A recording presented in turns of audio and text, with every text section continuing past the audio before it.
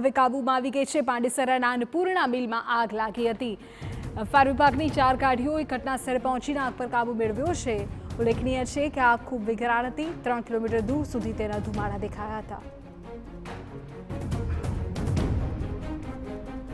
સુરતના પાંડેસરા જીઆઈડીસી વિસ્તારની અંદર અવારનવાર મિલની અંદર આગ લાગવાની જે ઘટનાઓ બનતી હોય છે, છતાં પણ ફાયર વિભાગ દ્વારા અને સ્થાનિક તંત્ર તરફથી જે બેદરકારી દાખવવામાં આવતી હોય છે। અત્યારે જોઈ શકાય છે કે પાંડેસરા જીઆઈડીસી વિસ્તારમાં આવેલી અન્નપૂર્ણા જે મિલ છે, તે મિલની અંદર આગ જે છે તે વિકરાળ સ્વરૂપ ધારણ કર્યું છે। અત્યારે ફાયરની જે ટીમો છે તે આગ ઉપર કાબૂ મેળવવા માટેનો જે પ્રયાસ છે તે સતત કરવામાં આવ્યો છે। સ્થાનિક તંત્ર છે, મહાનગરપાલિકાના મેયર છે, તે અહીંયા પહોંચ્યા છે અને અત્યારે જોઈ શકાય છે સતત પાણીનો મારો ચલાવી અને આગ ઉપર કાબૂ મેળવાય તે માટેનો પ્રયાસ છે તે કરવામાં આવ્યો છે। સાહેબ, કઈ રીતે આગ લાગવાની ઘટના અને કઈ રીતે તંત્ર કામ લાગી રહ્યું? જે સવારે કોલ આવ્યો તો અન્નપૂર્ણા મિલમાં, અને અહીંયા આજે રજા હતી અને આગ લાગી છે। સુરત મહાનગરપાલિકાનો ફાયર વિભાગ અને સુરત પોલીસનું તંત્ર અત્યારે અહીંયા આગ બુઝાવવા માટે કોશિશ કરી રહી છે। 2 લોકોને સામાન્ય ઈજા થયાના પણ મેસેજ છે। એ સામાન્ય ઈજા થઈ છે, કોઈને કોઈ મેજર ઈજા નથી થઈ અને અંદર પણ કેઝ્યુઅલને કોઈ બનાવ બન્યો નથી અત્યારે જ્યાં પ્રમાણે અમારી પાસે માહિતી છે ત્યાં પ્રમાણે। કેટલી મોટી વિકરાળ સ્વરૂપે આગ છે? હજી શું કેટલો સમય લાગી છે? આગ અડધી કલાકથી કલાક હજી લાગશે, કારણ કે ફર્સ્ટ ફ્લોર પર અત્યારે આગ કંટ્રોલ થઈ ગઈ છે। સેકન્ડ ફ્લોર પર અત્યારે સુરતનું ફાયર અત્યારે મહેનત કરી રહ્યું છે। સાહેબ, કઈ રીતે આખી ઘટના બની હતી? પોલીસ ઘટના સ્થળે પહોંચી હતી? આ આગ આજે રજા હોવાના કારણે અન્નપૂર્ણા મિલમાં કોઈ જાનહાની થઈ નથી। અન્નપૂર્ણા મિલમાં આગ લાગવાનો બનાવ બન્યો છે। પ્રાથમિક હજી તપાસ ચાલુ છે, પરંતુ કોઈ ઓઇલ લીકેજ કે એવા કારણથી બની હોય એવું અમને અંદાજ છે અને હાલમાં સંપૂર્ણ એસએમસીની ટીમ, ફાયરની ટીમ, પોલીસની ટીમ, તમામ પ્રોસેસરની જેવી તમામ ટીમો હાજર છે અને આગ ઓલવવાના પૂરતા પ્રયત્ન કરી રહ્યા છીએ। ફર્સ્ટ ફ્લોર પર આગ કંટ્રોલમાં આવી ગઈ છે અને બહુ જલ્દી આગ કંટ્રોલમાં આવી જશે। જે રીતે જોઈ શકાય છે કે ફાયરની અલગ અલગ ટીમો છે તે પાણીનો જે મારો ચલાવી અને આગ ઉપર કાબૂ લેવા માટેનો જે પ્રયાસ છે તે કરવામાં આવ્યો છે। ફાયરના તમામ અધિકારીઓ અહીંયા છે જે પહોંચ્યા છે। જોઈ શકાય છે ફાયરના ચીફ અધિકારી છે, તેમની સાથે વાત કરીશું। सर, कितनी आग की घटना बनी है, किस तरीके से लगी है, कुछ प्राथमिक जानने मिली?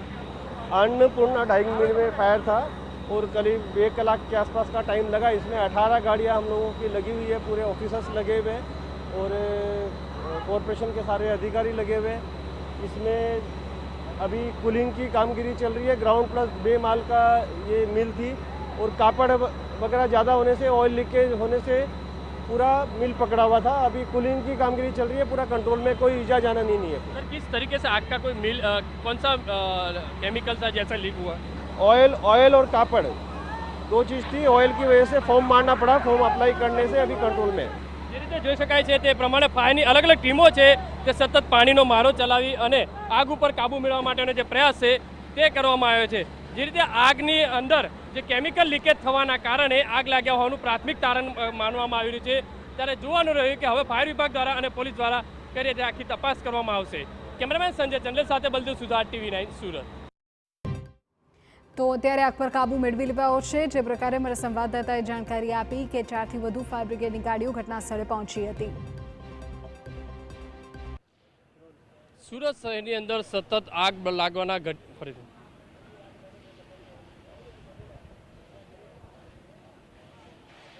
સુરત શહેરની અંદર સતત આગ લાગવાની ઘટનાઓ છે તે સતત સામે આવતી હોય છે। ત્યારે ફરીથી પાંડેસરા જીઆઈડીસી વિસ્તારની અંદર એક મિલની અંદર જે આગ લાગવાની જે ઘટના બની છે, પાંડેસરા જીઆઈડીસી વિસ્તાર છે ત્યાં અન્નપૂર્ણા જે મિલ છે તે મિલની અંદર વહેલી સવારે અચાનક જ કોઈ કારણસર આગ લાગી હતી। અત્યારે દ્રશ્યો જે રીતે જોઈ શકાય છે કે આગે જે વિકરાળ સ્વરૂપ ધારણ કર્યું છે અને આગ જે આખા મિલની અંદર જે ધીરે ધીરે જે પ્રસરી રહી છે અને ફાયર વિભાગને જાણ થતાની સાથે જ આજુબાજુ 10 જેટલા ફાયર સ્ટેશનોની જે ગાડી છે તે ઘટના સ્થળે પહોંચી છે અને આગ ઉપર કાબૂ મેળવવા માટેનો જે સતત જે પ્રયાસ છે તે કરવામાં આવ્યો છે।